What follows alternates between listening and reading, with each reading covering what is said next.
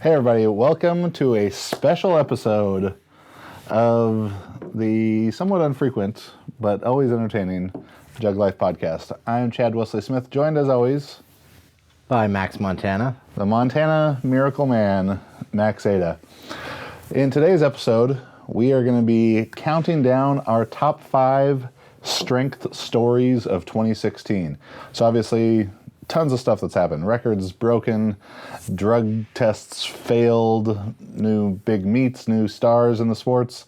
So these are just going to be kind of a look at the 5 things that maybe we think were the most important, and then we'll give you some predictions for 2017.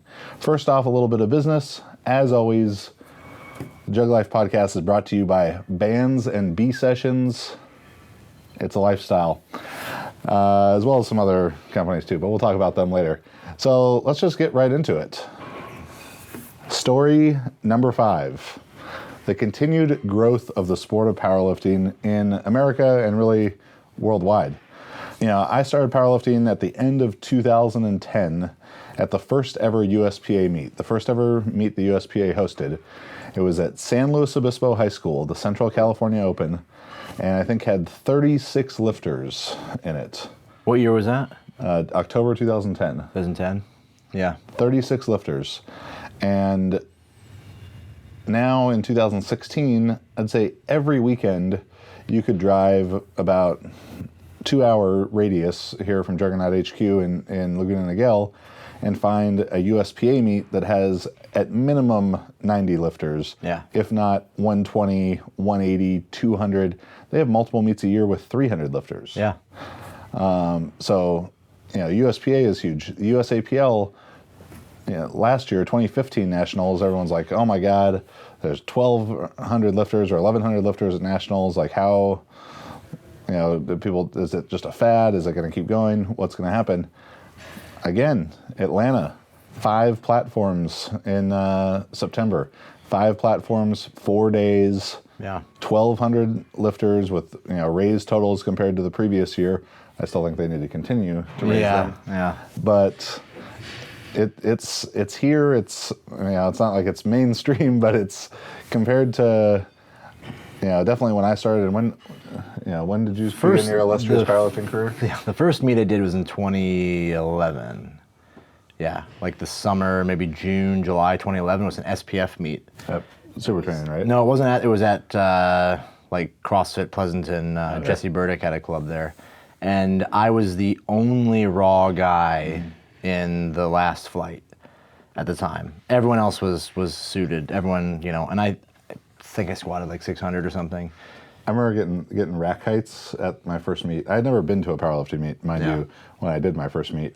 So it was all kind of like, you know, I knew I was going to squat, bench, and deadlift, but I'm getting the rack heights, and this really fat guy, and if I'm saying he's really fat, he's really fat, like, I know, 5'7", 400-pound kind of range, walks up to me, and he's like, what's your opener? And I was like, 725, and I was talking about the squat, and he's like, oh yeah, me too, on the bench, and like tried to like just big dog, intimidate me so hard, and I knew enough at that point to know that he was talking about shirted bench pressing. Yeah. He went on to bomb out. Of course. I feel like almost every multiply bench presser has bombed out in most of their meets. It's all about who can take the heaviest attempt. Right, yeah. It's always the same pattern too. The first one comes out, you know, down. Take it. Yeah, take it. Second one, they go up in weight, and they miss like, you know, halfway up. And the third one, they put even more weight on, get to their chest, and then they push it to their face. That's the other thing too. Then they die. The other thing too is almost all of the new powerlifting is, I mean, I think the death of multiply has sort of happened now, right? I mean, I don't think there's many significant multiply powerlifting meets going on. I'm sure there are people doing it, you know? I know that last weekend, Dave Hoff, who's got all the multiply records and stuff, did a meet. I think he totaled 2965 or something at 308. And in the amazing place that is Outlaws. I'm the forum, the message giving forum. myself away that I do read as far as on occasion. I don't know if missing out's the right word, but there was, just diehard multiply guys.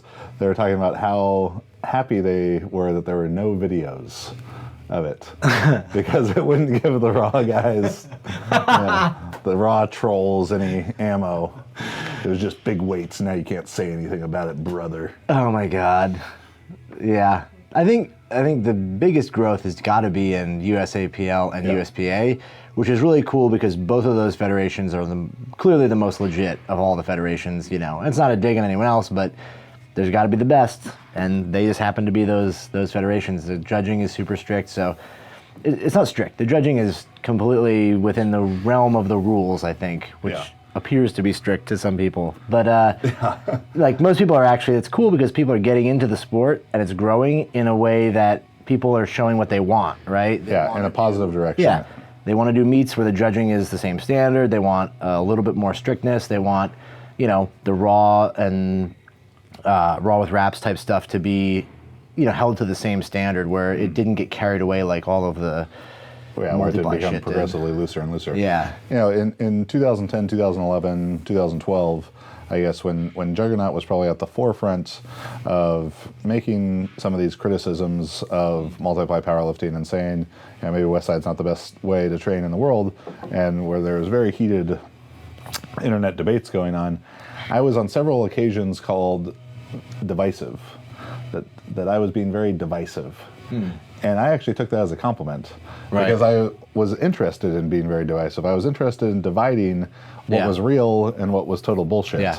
And it's very nice to see now that more people are seeing what is real strength and what is not strength. A lot of times total bullshit. Yeah. And that's continued to grow. 1,200 lifters at USAPL Nationals. IPF Worlds, super popular live stream, incredible lifting. The venue was horrible. Yeah. And it was kind of a Bush League event in a lot of ways, but where it wasn't was the lifting. The lifting was great. Yeah. Tremendous lifting at IPF Worlds. From the lowest weight classes, Sergey Fedosienko. He's incredible. Yeah, Marissa's weight class, 52 kilo women, Marissa was 5th and had a 499.9 Wilks. So, to really see how competitive that is, all the way up through John Hack versus Brett Gibbs, Dennis Cornelius, and of course Ray Williams, who we'll talk about multiple times today.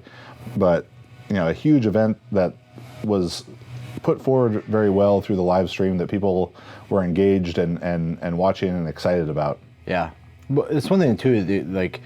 Just the increase in people has really exposed the level of talent that exists amongst people. I mean, you got guys that are, just coming out of nowhere that are incredible, and it's pretty cool to see this giant explosion finally in our strength sports that you didn't have before. The standard is just so different now because of the explosion.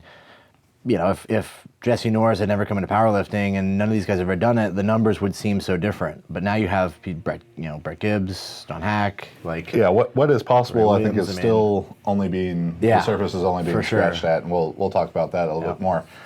But it's as most growth of weightlifting and powerlifting, it's a big thanks to CrossFit.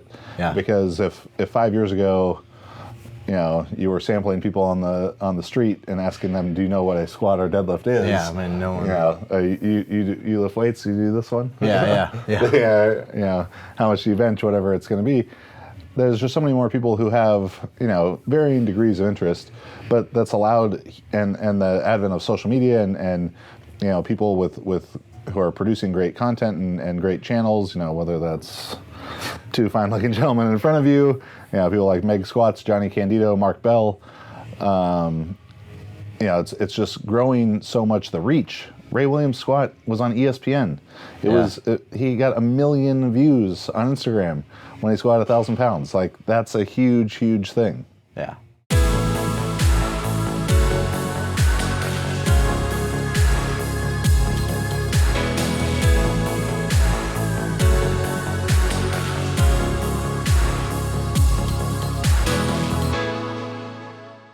And what this huge growth of,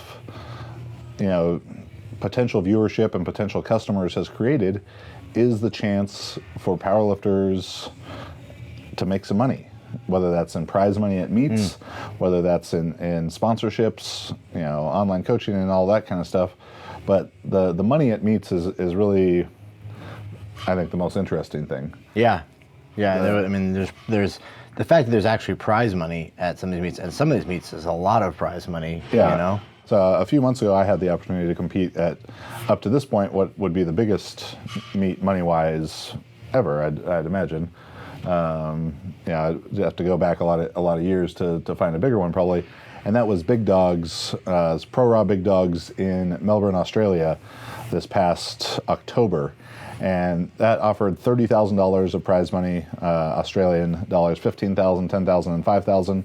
It was a very well-run event. Again, extremely professional, well-done live stream, and was sort of the first one to take a big step and put up tens of thousands of dollars for prize money. There's been maybe $1,000 for first tier, $2,500 WPO stuff back in the day. I know had prize money. I'm not sure that all of it actually got paid out. Yeah. But at least it was talked about, and that's going to lead into 2017, the USPA US Open, which looks like a lot of money. A lot of money. With $200,000 of prize money total. $40,000 for first in the women's lightweight men and heavyweight men's divisions. I think $15,000 for second, $10,000 for third, something like that. Prizes per weight class. Reebok Record Breakers has got good prize money, but there's a lot of positive growth in prize money, which is only going to raise the standard of lifting, is only going to make things more competitive. It's only going to force more people to go to the same meets and lift against each other. If people talk about a golden age of powerlifting or a golden age of these different things, and most people would probably point to late 70s, early 80s powerlifting, because there was one federation. It was the IPF, and that's it. So when you won nationals, you won nationals. You were the best lifter in the US in your weight class. When you won worlds, you were the best lifter in the world in your weight class, maybe on that day. But that's why guys like Ed Cohen, Larry Pacifico, Karwoski. Yeah, those guys are so revered, is because they weren't just lifting big numbers, in their father-in-law's backyard kind of thing. They were doing it on the biggest stage against the best lifters. And now, as there's more and more money coming in, it's gonna force people to get more into those same meets and compete head to head with each other, and that's going to be great for the sport. Even with the U.S. Open, it's interesting to see some of these top IPF, USAPL lifters, John Hack, Dennis Cornelius, both crossing over, taking the IPF ban that they'll get for a year by doing that to come and lift for the big money. And as that money grows, it's only gonna it's gonna attract more people. I mean, the money is what drives it. It's the sort of greasing the whole tracks for everything. You gotta grease the whole. Yeah, the entire thing. I mean, I think it's a big part of it is just having that sort of motivating everyone to participate.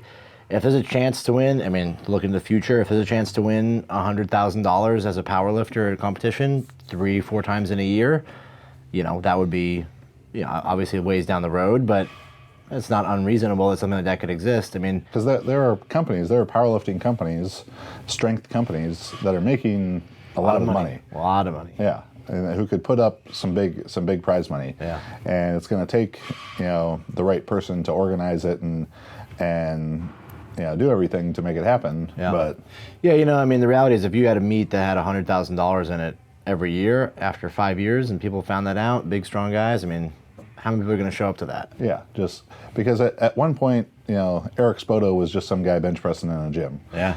Ray Williams was 4 years ago, had never done a powerlifting meet, and look at what he's doing now. There are more of those guys out there who, if with the right exposure and right enticement, go from being gym lifters to being huge numbers on the platform. Yeah. So we're excited about the growth of powerlifting. It's only getting better. The competition's getting better. More, freaks, Larry Wheels and Belkins and stuff are coming out of the woodwork, and it's going to be it's growing, and it's on the upward trend. I don't see it being a fading fad anytime soon. Let's move it on to number 4. Eddie Hall deadlifts 500 kilos. And this goes beyond the idea of just that day at the World Deadlift Championships in England, where Eddie actually pulled 500. I think it goes to the bigger idea of just breaking these barriers and what is possible for the human body to perform. Yeah, it was, it's the funny thing about that deadlift too, and straps, no straps, regardless of that. Was he even wearing a belt? No belt. He wasn't wearing a belt. Suit, straps, no belt. Right, and he had the straps down, I think. No, he had the straps up. Yeah, regardless. I don't know if that's really a thing for the deadlift. Regardless, he pulls 500 kilos off the floor. It's such a monumental leap forward from where it was. Especially considering the year before he did 470 kilos, like 1025, and he came out and said, "I'm pulling 500 kilos next year," and everyone was like, "Right, yeah, okay." Like, yeah, we've heard a lot of people yelling about 500 kilos this way and that way, but when kill someone this, kill that, but he comes out and he did it. Picked it up. Yeah. I mean, that's just unreal. And the barrier that broke, because it's also funny too that at that same meet, right? What did everyone else pull? 465. 3 other guys pulled 465. Yeah, and Jerry Pritchett and Benedict definitely did. So 2011, when I first did a powerlifting meet, 2 guys ever had pulled 1,000, and that was like this legendary thing. Yeah, I don't even know if Benedict had done it, but I think he might have been 2012. Oh, maybe he was. Yeah. But I mean, it was like this unimaginable thing. Now you got at one competition, 3 guys pulling 465 and another pulling 5. Yeah. I mean, because it's not just about the training change, the drugs change, whatever. It's like the 4-minute mile. Yeah. No one had run 4-minute mile. Roger Bannister runs 4-minute mile. Then 6 months later, 10 guys had done it. Yeah. Did those 10 guys just become faster? Yeah. Then in that time period, no, it became possible in their mind that this could be done. 1,000-pound squat, same idea. 400-pound log press in strongman was this idea that people are coming in and breaking down these preconceived barriers, and it's opening the floodgates to what is possible. What's also amazing too, and not just Eddie Hall's pull, but you have Yuri Belkin pulling. I mean, what did he pull with? In training, I guess he pulled 460. 460 in training, weighing 220. Yeah, 225 probably. If he had over 4.5 times body weight. Yeah, at that body weight, and then we just saw a video of another guy on YouTube. Maybe 2 weeks ago. Callum, his name is escaped. Callum is his first or last name. Yeah, pulled 900. Yeah. In training with hook grip. Yeah, weighed 206. No straps. 900 pounds by someone who weighed 206 pounds. Yeah, it's just phenomenal. The change and the shift in you're just seeing things that are just unbelievable. And I mean, even Duffin, pulling 1,000. Yeah, he pulled 1,000. I mean, it's just ridiculous. I mean, the numbers, the level that things have climbed to has just been absurd. Yeah, and as people push it, and I think that social media and YouTube, Instagram, all that stuff has made it more of this worldwide race to these numbers. Because before, if you were just the strongest guy in your gym, that's what you had to conceptualize and compete against. And then if you did nationals, you had that understanding of this is what's good. But now you can see everyone who's good in the world at once and see, well, this is what I have to compete against. This is the level it's got to be pushed to. Yeah, pretty ridiculous, Yeah, and it just begs the question, where is it going to go from here? Yeah, I mean, shit, if Belkin pulled 460 in the gym, I mean, what does that mean it's possible for somebody who's a little bit better deadlifter than he is? In 10 years, the next guy that comes out is there going to be a guy at 220 that pulls 500 kilos? I mean, it's truly incredible to see that. But the barrier broke in too, because before Eddie did it, it was, it didn't seem like it was going, you know what I mean? before this, like most recent couple years. And then it just smashed. Yeah. So pretty incredible. So moving on from these record-breaking, barrier-breaking, earth-shattering deadlifts at number 4. Number 3 is the continued growth, progress, success of USA weightlifting in America. Yeah. And we're not very experienced with this kind of thing, but we'll still give you some ideas about it. 2016 was an Olympic year. Sarah Robles broke a 16-year medal drought for the U.S. by winning bronze. But at every level, youth, junior, senior, the U.S. had arguably their most successful year in 50 years, if not ever, in 2016 for weightlifting.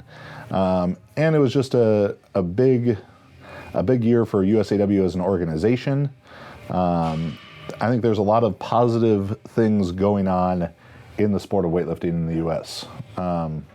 We had, for the first time, I don't know the exact date, but I would assume that for the first time in a very, very long time, we've had a U.S. citizen, a U.S.-born citizen, hold an IWF record other than Masters.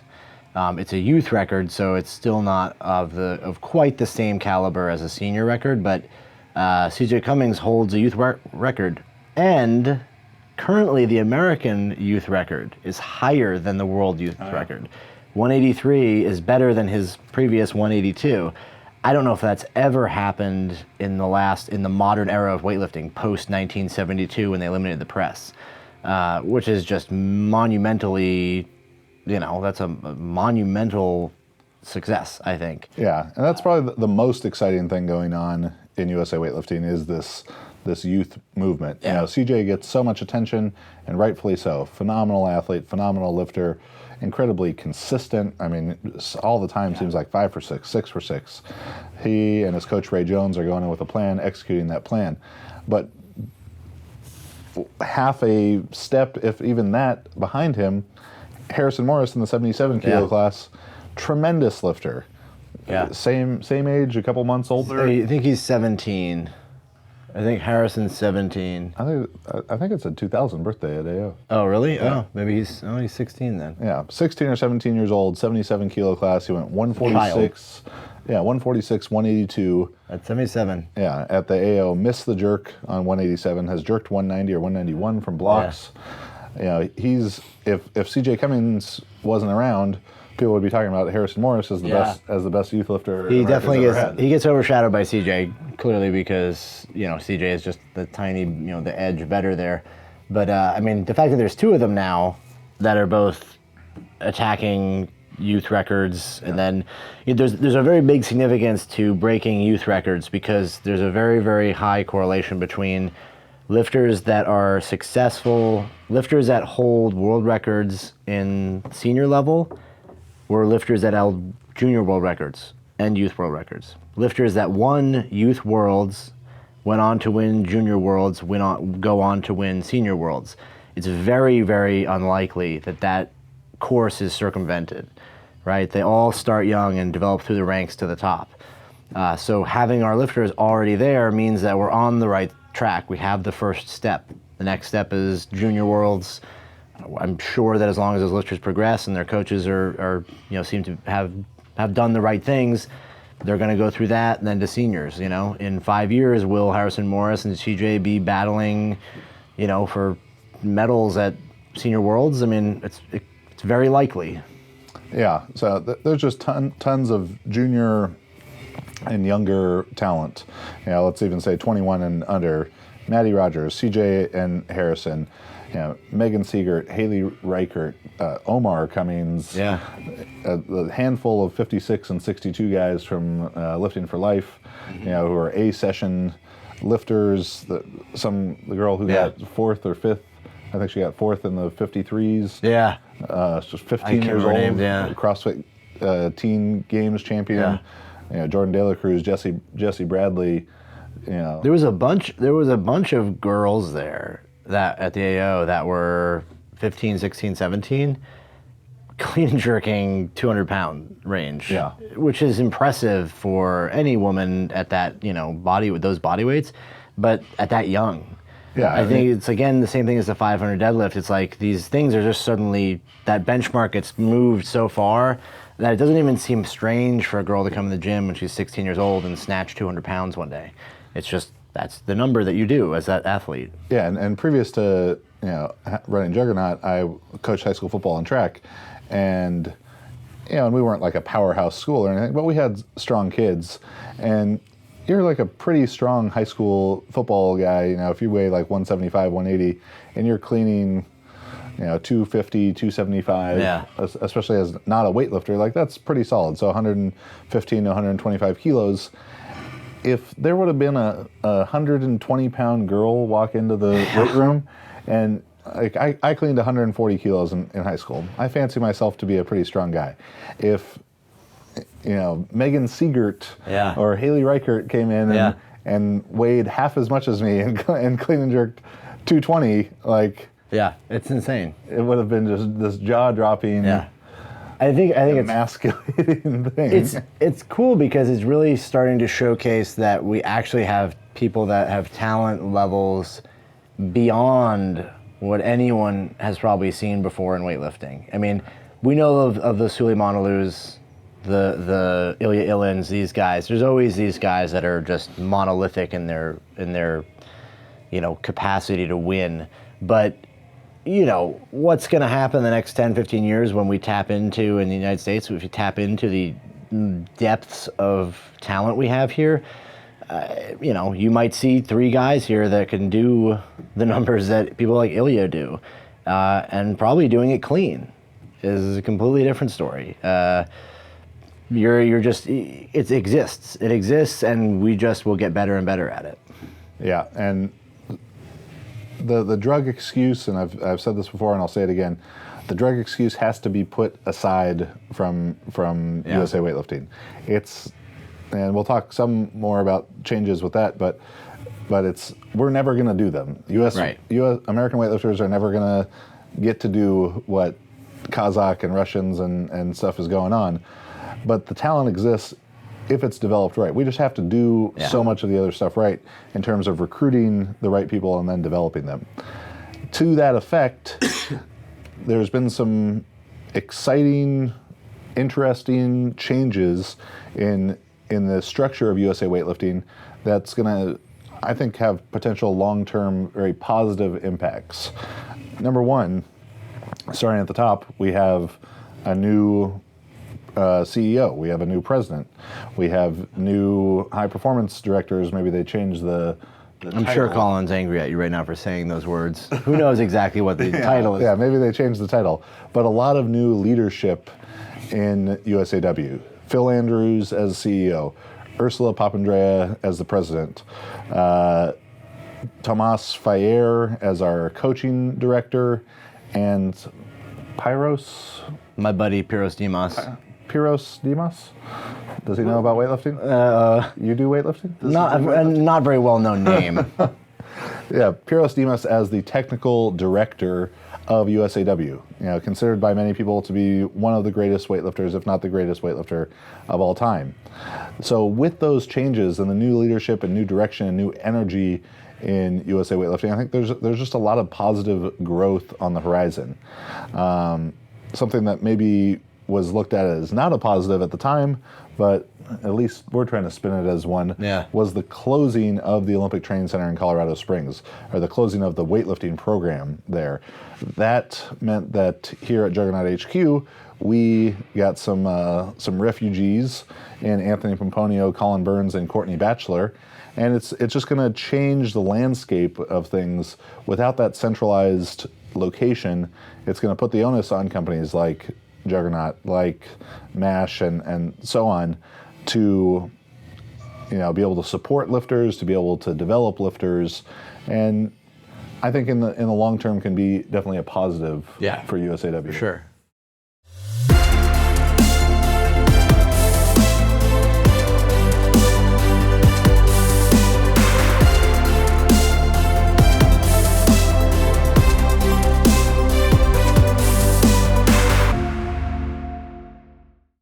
So with all those changes, the new hires, the youth movement, the old folks that we've got on Team Juggernaut, a lot of exciting, positive changes, positive momentum for USA weightlifting in 2016. Very excited to see it grow. Yeah, I think the momentum is a good point. Like, that's, I think, the biggest part of what's going on with the movement is that there's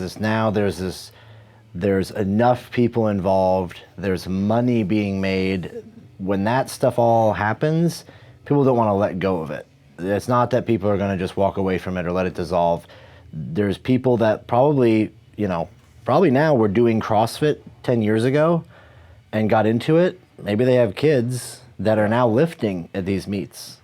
And in 5-10 more years, we may see other kids that grew up in CrossFit gyms, learning the lifts, doing all these training, all this GPP, all this stuff, coming into it and seeing, I think we already are seeing that, but I think that you might see an even bigger wave of that a little later. I totally agree that CrossFit's biggest contribution to weightlifting is not the CrossFitters who are crossing over to weightlifting right now, even though there are some tremendously talented ones who are going to win national championships and going to make international teams and maybe win international medals.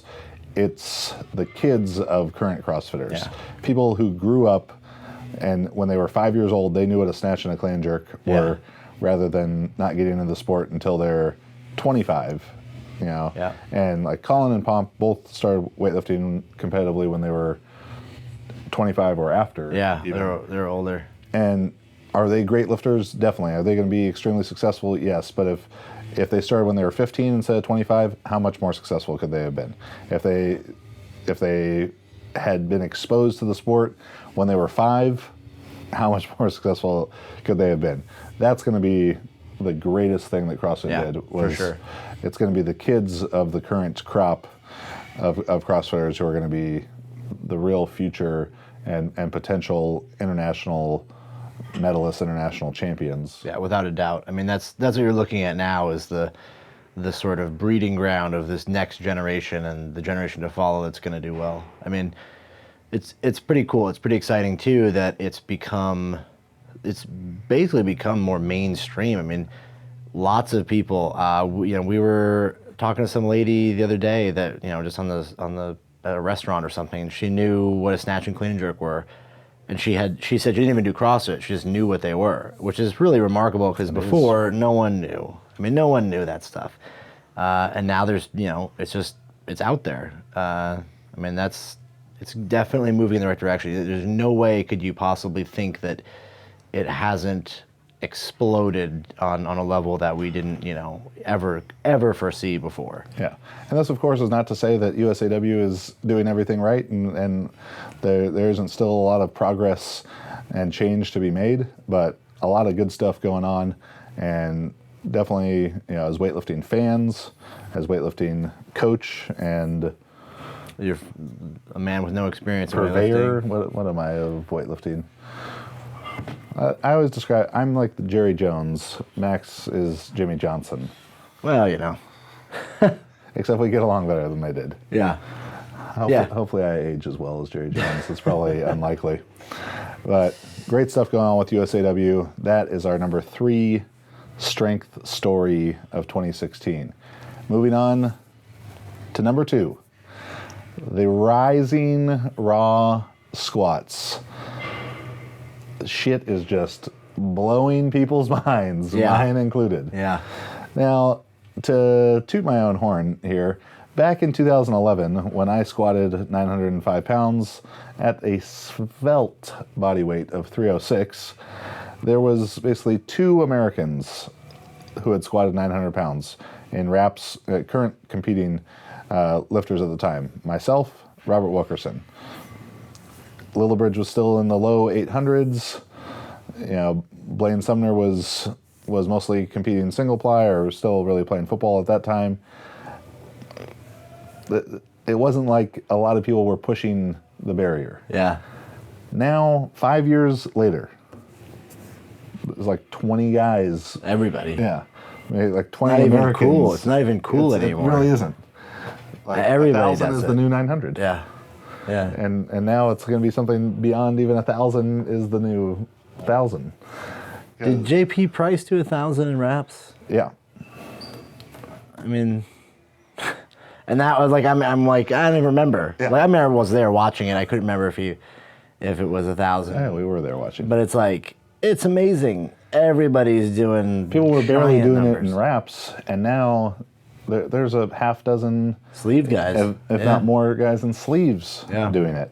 So, I mean, probably most notably the guys who are pushing these numbers and just pushing the barrier.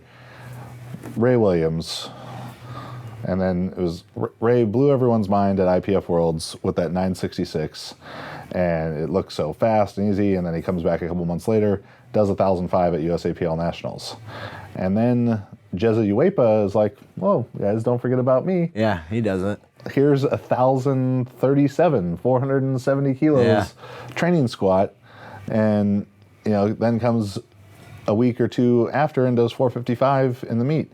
Never mind the 400 kilo front squat. That I honestly think the 400 kilo front squat is probably the most impressive display of leg strength maybe ever in the history of mankind. A 400 kilogram front squat.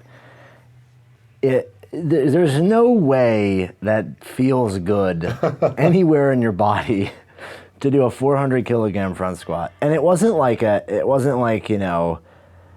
as a squat. It looked like any other giant guy doing a front squat. It didn't look like, some kind of rigged. Remember the stupid harnesses and shit they used to do?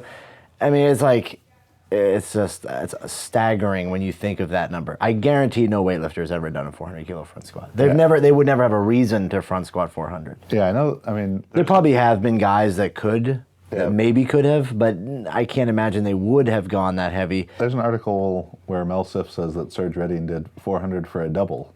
Really? Which he described as not a maximal lift. Yeah, I mean... But it does seem dubious. It's Serge possible. Redding weighs, 130 kilos, 140 kilos? I could see him... Jeza weighs 185? Yeah, well, maybe. Maybe. I mean, yeah. I don't really trust that. I would... put money, if I was a betting man on this and I had to say, probably the first 400 kilo front squat that's ever been done. And both of those guys, IPF, drug tested lifters. Yeah, that's just the most freakish thing. Yeah. And then if you put the wraps on, Milanachev, so consistent. Yeah. It almost makes you take for granted what he's doing. I was in the same room on the same platform at Big Dogs when he just casual. Never mind that he's throwing up in the back room and it was sick, right? Yeah. And then just goes out and every squat looked easier than the one before, up to 1,058 and 485. Yeah, and it, minus what I thought was a bad call on his first bench press, just casual bench presses, and then whatever he puts on the bar seems like he's going to deadlift. Yeah. So he's doing 1,058. Zahir, Eric, JP Price. There's just so many guys pushing these bigger and bigger and bigger numbers that 2-3 years ago were inconceivable. It was 2013 Raw Unity. I was there. We were running the live stream. I was injured at the time, where Milanachev was the first guy or the first time he broke the total record. Robert Wilkerson had been the first to squat 1,000, but Milanachev goes in, squats 460 kilos, 1014, and that similarly to what we were talking about with Eddie Hall's deadlifting, maybe that was open the floodgates. Now people knew it was possible, and the numbers just keep going up, and it's very exciting and amazing to wonder. Where's it going to go? Yeah, I mean, that's, the 500 kilo squats coming up. Yeah, Milanachev really just seems like he needs a reason to take 500. Yeah. That if someone else is there and they're going to squat 485 or 490 and he feels like he needs 500 to win, I'm sure that he could do it. Yeah. I've never seen a squat look hard for him. Yeah. His opener may have been the hardest looking squat that he did the entire time at Big Dogs. Is just his technique is flawless. He is a master of his craft for sure. Yeah. I mean, just impeccable. I mean, really an impressive just an impressive career of powerlifting for him. It's not just a guy who squatted big or just a guy who had this one thing one time. It's this consistency and longevity to what he's done that's probably the most impressive aspect of it. Excellence repeated again and again. So. Yeah, and as amazing and all that longevity that Milanchev has had, I think he's 38, 39, probably seems like he's winding it down a little bit. Not that not that his numbers are slowing down. Yeah. But I think, and from talking to people, it seems like he has these goals out there, and once those are done, maybe he's done as well. But then you have guys like Jezza and Ray, Kirill Sarachev, who are just at the beginning of their career. And if Ray Williams 3 or 4 years into his powerlifting career, I mean, Ray Williams making beginner gains almost, like who makes 40-pound PRs from one meet to the next when you're at that level. He doesn't train that much either, right? From what I've gathered, he maybe squats once a week, but not like even a ton of volume or. Yeah, I've heard different things about his training. I'm not exactly sure, and I haven't talked to him about it, so I don't. I don't know exactly, but it does seem like there's room for growth. From that standpoint too. He's just. I mean, it may not even matter what he knows trains. what's working for him. That's for sure. It may not matter what he does. He just has to go in and do a squat at some point between the one meet and the next meet. Yeah, and now he's this phenomenal deadlifter to go along with. Yeah, that's also really impressive. His deadlift is fantastic too. 844. 844. I mean, that's just like that, and the squat are just monumental. I imagine that his bench will come up to par too. I mean, it's not bad. It's low fives, right? Maybe 540. 530? Yeah, 529, 540 kind of range. So, I mean, like, if he puts up 565, who knows where the bench goes. He's a gigantic human being, so. He is. There's not many people that make me look and feel small, and huge. He does a good job of that. And Jezza, same stuff. 18 months ago, 2 years ago, it was Ray, Jezza, and Blaine fighting it out for the IPF squat world record at like 410, 415, down 905, 915, 915 pound kind of ranges, and now it's 100 pounds more than that. Like, how does that happen? That's ridiculous. It's just totally mind-boggling. Those guys are mind-bottling even. You get your thoughts all bottled up. Truly impressive. A truly impressive resume. A truly impressive spectacle to watch the raw strength coming up so high. And what's crazy is it's all, for the most part, these two most impressive guys are in a drug-tested federation, which is remarkable in that you can't attribute it to this like single easy factor of, they're just taking more drugs, or their drugs have just been, like that's not what's going on. Yeah. There's something other than that happening, which is awesome. Really cool. 2017 looks like, who knows what's going to happen with those guys. So before we move on to our number one story, I'm going to make a couple predictions for 2017. Okay. See how I did that? That was good. I watch a lot of Mike and Mike and 2017 First Take and stuff. Here's the question. Maybe not 2017, but when is the first 455 kilogram front squat happening? Can we get Jezza on the phone? Do they have phones in Nauru? It's Telegraph. EFI Telegram. Shorty, get the carrier pigeon, bring it in. We're going to send it to Jezza and ask him when he's going to front squat at 455. But I think, first prediction, 500 kilo squat. For sure. Someone is at least going to attempt it in 2017. It's probably going to happen. The Gracie's meet. That could be a good time for it. Big Dogs 2 next October in Australia. Oh, yeah. Milanchev will be there. It's supposed to be 2-3 times as many lifters on the initial roster as there was last year. So a lot of injuries that kept people out. But I would be shocked if at Big Dogs 2 in Melbourne, Australia, October 2017, someone does not squat 500 kilos in wraps. And the way that Ray and Jezza are going right now, it could be them. It would be surprising but not shocking. Yeah. If at least a training squat or something, someone's trying to take 500 kilos in sleeves. Yeah. I mean, Zahir very well may try it. He will try it. He's done it in the gym, but how many people will die during that attempt? is still up. That may be the next prediction. The number of people that have become injured from that attempt. No. So that's prediction number 1. 500 kilo squat for sure in wraps, maybe in sleeves in 2017. Kind of going hand in hand with that, there's going to be more money powerlifting meets. Big Dogs was great. I think US Open's going to be great. Do I think it's going to be this exponential growth of the money like it was from Big Dogs to US Open? No. I don't know that that's the best strategy. You know, if 30,000 is the most there's been, maybe going to 50,000 next would have been a good call rather than just 200,000, because where do you go from there? Yeah. But there's going to be more prize money because once that standard is set, that expectation is made, that's what top lifters are going to want. Well, you know, it's funny too. A company like Rogue, a huge company, many, many millions of dollars probably. $100,000 prize package, or $500,000 prize package distributed across, you know, that sport. That could, you know, maybe a drop in the bucket for a company that size. Yeah.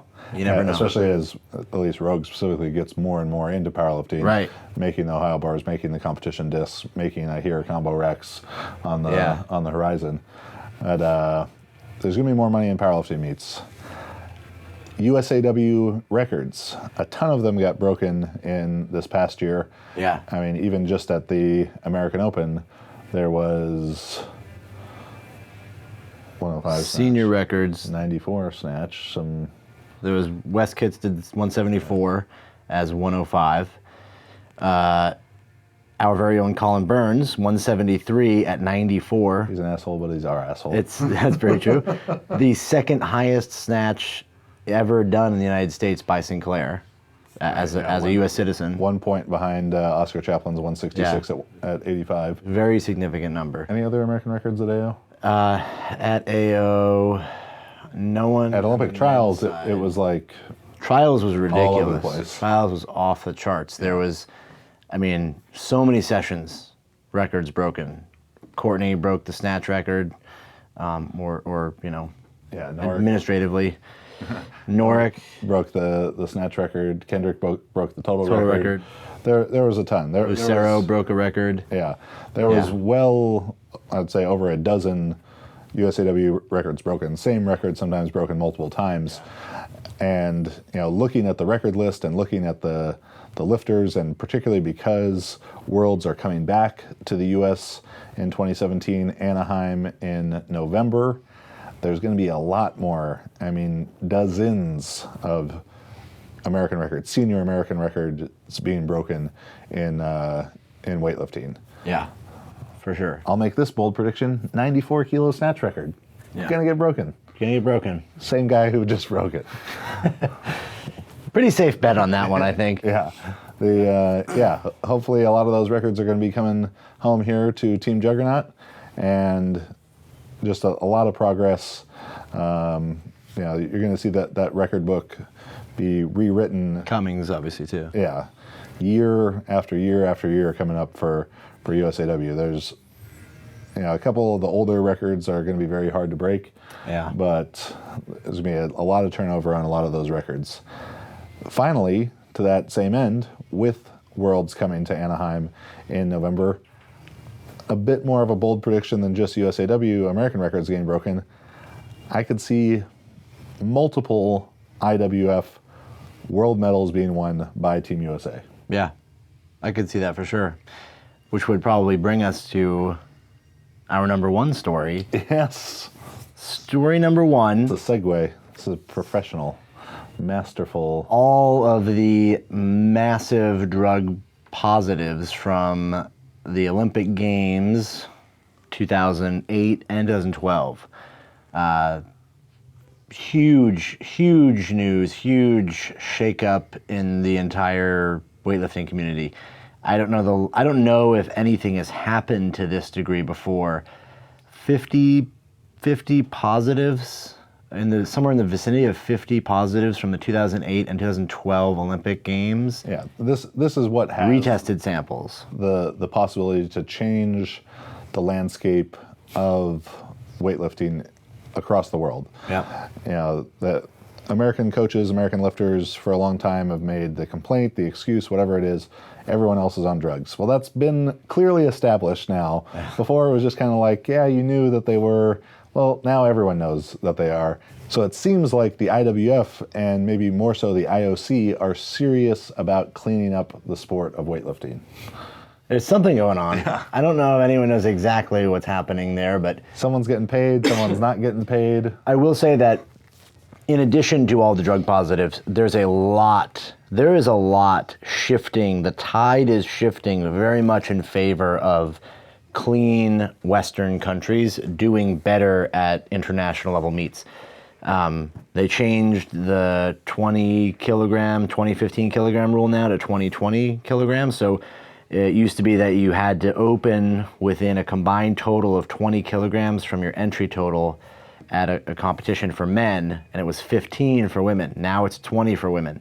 That would allow a country to enter a lifter who may be just barely on the cusp of an A session to enter into an A session, hence allowing her a better chance to be in the medal hunt, maybe not there, but allowing her better exposure in the top sessions. The more we get to those things, same as the other barriers being broken. And kind of from the other side, that rule could mean that countries who do not have out-of-competition testing or who have feigned out-of-competition testing have these big numbers coming in, that they have to open relatively close to those, where they're going to meet, where there's definitely going to be testing. It doesn't maybe allow the same variability in the numbers that they're lifting. Yeah, for sure. It's a definite, that's one of those things that's turning the tide. All of these positives, I mean, what was the 2012 Olympics, 94 kilo after 7 men in that category failed tests, I believe? 94s is definitely the 2012 94 kilo class is probably the most, the epitome of what's going on. Yeah. That from so many positives, the 9th place lifter moved up into bronze medal position, and then that 9th place lifter tested positive in 2016. Yeah. So if that doesn't give you an idea of what it is. Insane. Like, and for those of us that have the experience in weightlifting, that have been around enough, none of this is new news to us, but the exposure of it is what's interesting, is that this never was getting exposed. It was never blown out of proportion. You know, the corruption, the this and that, all of the payoffs, all these things are now, it's blown wide open. And this is also, we don't know exactly what's going to happen, but so it's hypothetically 2017, maybe some of these countries are not allowed to participate. Russia, Kazakhstan, maybe China, Azerbaijan. You know, if these big powerhouses in lifting aren't there, that opens the door for, some of the better Western countries. And we, as a Western country that is, we all know that the lifters here at the top are drug-free, are clean lifters. Yeah, let's reiterate that. You're watching this on YouTube. Some of the YouTube-esque community would like to think, oh, they're all beating the tests, all right? Because you watched a Jason Blaha video and he said that they're all dirty. Yeah. They're not, all right? How many times did Pope say that she'd been tested? She's been tested 4 times, and her best placing ever is 4th place. Yeah. And, Colin and Courtney Pomp, they're only getting tested more than that. Yeah. And you might think, well, the tests are so easy to beat. All right, the tests, if you know when it's coming, I'm going to get tested on this day. Yeah, you can probably beat that. All right, but when there's real out-of-competition drug testing, which there is for USAW's athletes, which there is for top USAPL, IPF lifters in America, random testing, you're not just going to beat it. And more so for the powerlifters than the weightlifters, but really on both sides, why would you bother? Why would you put the effort in for powerlifting particularly? Because just go lift where it's untested. Yeah, I mean, because it's not like you're winning any money in the USAPL meets. Right. But they don't have the resources to do this. They're not Lance Armstrong. They don't have these doctors and stuff to manufacture stuff and to monitor things for them. They're poor. Yeah, when you're cashing in, when you're holding out for that virus discount code check to come in the mail, like, You know what I mean? Like you're hoping you get the fall line because you don't have the money for a coat. Like your priorities are not into how do I pass a drug test and this and that. I mean, there's two scenarios, right? You're lifting in the U.S. and you're lifting weights that would win medals in any of the weight categories. And there's plenty of people on YouTube and internet doing this and in the world doing this. You know, we see them all the time at Nationals and American Open. They're clean. They're just gonna be clean because, you know, they're in the sport. They're there all the time. Drug testing is there. If you're lifting weights that are medal caliber in the U.S. and Nationals caliber numbers, you could put you on world teams, and you're not lifting those meets, you're probably dirty. It's just that simple. If you're only lifting them on YouTube or YouTube and Instagram and warm-up rooms, which is whatever it is, everyone decides how they feel about that. Powerlifting, same thing. You're either competing in untested federations for, you know, because that's what you want to do, and that's fine, or you're competing in USAPL and you're clean. It's just, there's probably a crossover. There's probably one guy or girl that's getting away with it here and there, but it's not a widespread issue at all, by any means. That all being said, the possibility exists that these countries aren't going to the IWF Worlds. They may have bans. The best lifters may be banned, et cetera, et cetera. It's a big, open, exposed, you know, chance for us to win medals, to place high. We just had Robles, you know, medal at the Olympics. Besides that, the year after the Olympics is usually the weakest year for Worlds to begin with. So that's already working in our favor. Home turf, another thing working in our favor. A lot of countries either going to get banned or going to be really scared of coming to the U.S. doing testing and getting serious, real drug testing, because all these people popped.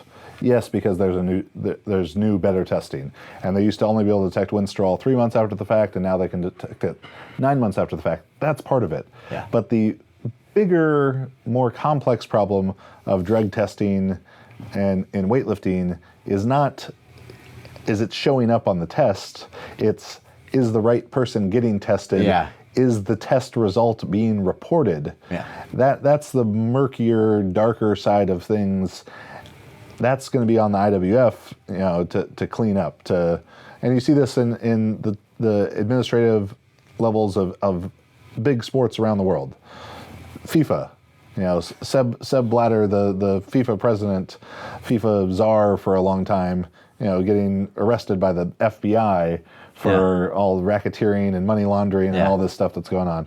IOC, you know, if you guys watch Real Sports with Bryant Gumbel, that kind of stuff, or Vice Sports and anything like that outside the lines, they're talking about these kind of stories all the time of just massive, rampant corruption in these officials. That exists in weightlifting too. There's not as much money, but on the international stage there is a lot of money, and that's you know. Make better WADA, make better tests, all that kind of stuff. But it's the enforcement of actually testing people and actually doing something with the tests that needs to happen. And that seems like at least what we're on the cusp of. Yeah. And certainly when international lifters come to the U.S. for Worlds in 2017, they know, Russian lifters, Kazakh lifters, so on and so forth, know that USADA in the U.S. ain't playing no shit. USADA ain't never play no shit. All right. While the Russian Anti-Doping Association was clearly implicated in efforts to help their athletes evade testing and falsify test results or hide samples, USADA is not trying to help American athletes beat very tests. Clearly. They are very, very adamant about spoiling all the fun. Yeah, you know, for sure. They want to catch as many people as they can. Yeah, USADA is the fun police, without a doubt. They are there to ruin the party. Yeah, I mean... Yeah, and they're going to be there to ruin other countries' parties when they come to visit as well. Exactly, you know. There's also, I will say it's kind of interesting because I think people love to give USADA shit, but the reality is that USADA does two things. One is they catch cheaters, and two is that they prove clean lifters to be clean, right? If you're passing USADA tests, you're passing USADA tests. You know, that's a clear sign that you're clean. Particularly in sports with no money, like weightlifting. Yes. Is there maybe murkier stuff going on in the world of track and field where there are people making millions of dollars for being the fastest people in the world? Yes. Do those people have more ability to work with, chemists and stuff to work around things? Yes. Usain Bolt gets $250,000 to show up before he's even run. All right. If an American weightlifter gets $250, they're going to be stoked. So they don't have the resources to do that kind of stuff. So I implore you to trust the process for the top USAW and USAPL athletes, that when they're passing tests, they're clean.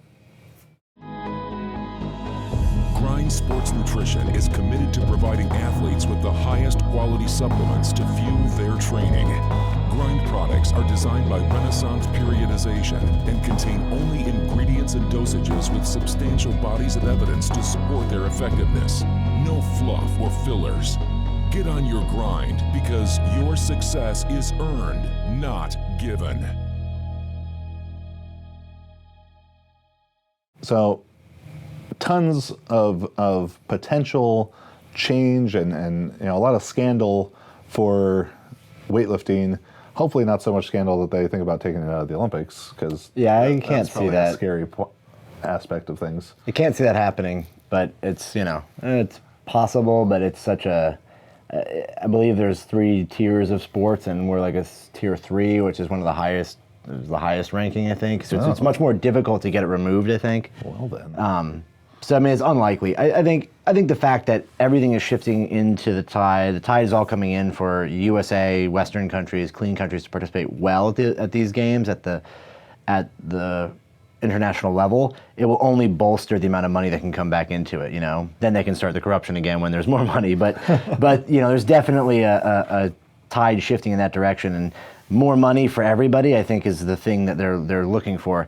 If that means that at these meets, their weightlifting looks different as a sport, you don't have guys clean and jerking 246 kilos at 105, then maybe they're doing 225, 230, and you have a much more aggressive competition. All of the rules of weightlifting have shifted that way anyways. The 1 kilo rule, now the body weight rule disappearing. Everything is shifting towards a competition that's geared around taking the right numbers and making lifts and winning, not necessarily about breaking records or lifting gigantic weights. It's about outperforming your opponent. If your opponent's doing 200 clean and jerk and you're doing 201, you're the winner. It's not about a guy taking 4th attempts to lift some number that's never been done before. Yeah. All those things shifting towards more money being in the sport, Western countries doing better. It's all positive stuff in that regard. Yeah, so it may require another reset of the weight classes or something like that. And, that weightlifting is extremely exciting to watch, too. It is, yeah. There was phenomenal lifting at the Olympics this year, and everyone thought this is going to be a terrible year for weightlifting at the Olympics because of all the positive drug tests and because of the Russian team being banned, but there was a ton of really exciting moments. Yeah. We'll find out in 8 years how those went. Yeah, we'll see who really won. But a lot of change afoot, very positive for the U.S. Not only a big surge for weightlifting in the U.S. in 2016 and the previous years, but a shifting tide on the international stage, and something that the U.S. can take advantage of on the home turf 2017 Worlds in Anaheim. So that is our look back at the 5 biggest stories of strength in 2016. We had the continued growth of powerlifting throughout the U.S., tested, untested, and worldwide. Eddie Hall, Yuri Belkin, all these guys just breaking barriers, redefining expectations in the deadlift. The surge of USA weightlifting, particularly the great youth lifters and the new leadership and structure at the top of the sport in America. The just raw squats they're just out of hand. They are out of hand. Whether Ray Williams crushing 1,005, getting on ESPN and Bleacher Report and all these other things, and getting a ton of great exposure. Jesu Uepa nipping at his heels, Milanichev doing what Milanichev does and just putting 5 more kilos, 10 more kilos on the bar, whatever he needs to do. And then finally, huge, scandal, huge corruption, but 50-ish positive drug tests from the 2008 and 2012 Olympics in weightlifting, retroactive tests, changing the face of the sport, exposing what was in the shadows, which a lot of people in weightlifting knew, but exposing it to the masses and hopefully forcing change worldwide in the sport that's going to be a huge benefit to American weightlifting. Yeah. That is our review, 2016. Montana, where do they find you? You find me on Instagram, max_Ada, or you can email the gym, max@JTS Strength, if you have interest in the gym or coaching, whatnot. You can also check out the new Juggernaut online coaching, both weightlifting and powerlifting, 3 different levels for, whatever level of involvement you want from us. It's on the website. It is. And then, you can find me online those places. I'm Chad Wesley Smith, at Chad Wesley Smith, at Juggernaut Training, filling up your news feed all day. Thanks for watching. Please subscribe to the channel. Please, if you enjoyed this, give us a 5-star review on iTunes for just the audio version. And if you didn't like it, don't bother giving a bad review. Just go somewhere else and hashtag Badad Salimi. Thanks for watching. This is the JuggLife Podcast. Bye.